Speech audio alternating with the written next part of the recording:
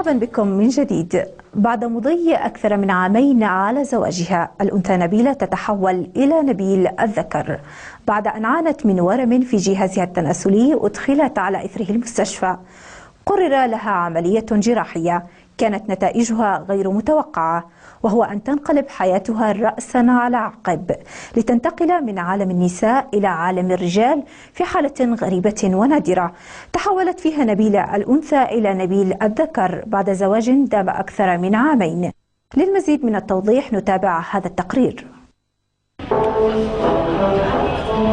بعد زواج استمر 3 أعوام رافقتها الآلام المرضية، ذهب أحمد لمعالجة زوجته نبيلة من مرض لم يعرف.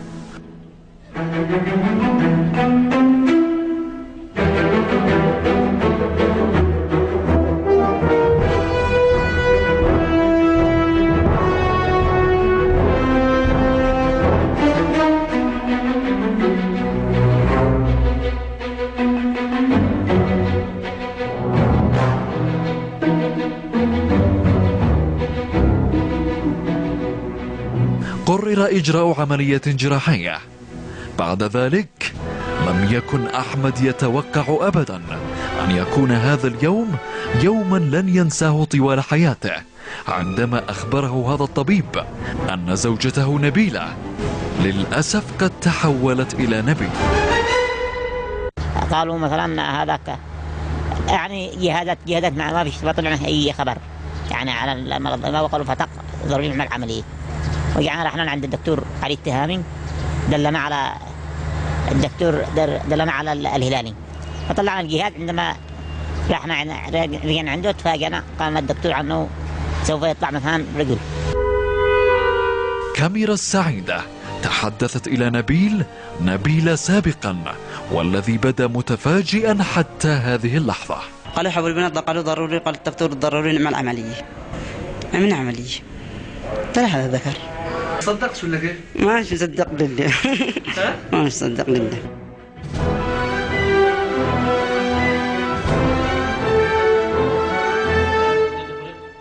الفريق الطبي المعالج وصف الحالة بالنادرة، مؤكدا أن نبيل قد انتقل علميا من جنس النساء إلى جنس الرجال.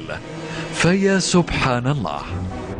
فعلنا له جهاز للجهاز التناسلي الأنثوي طبعا، ورجع الجهاز انه لا يوجد اي رحم ولا مبايض. في الاخير اضطريت ان اكلم زوجها،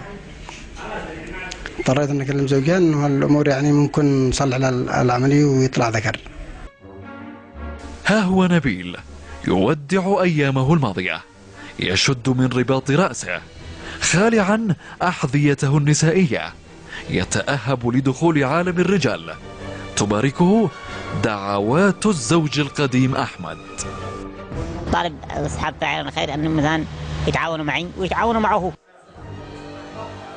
قصة أذهلت الجميع، لكنها شاهدة على قدرة حكيم عليم له في خلقه شؤون.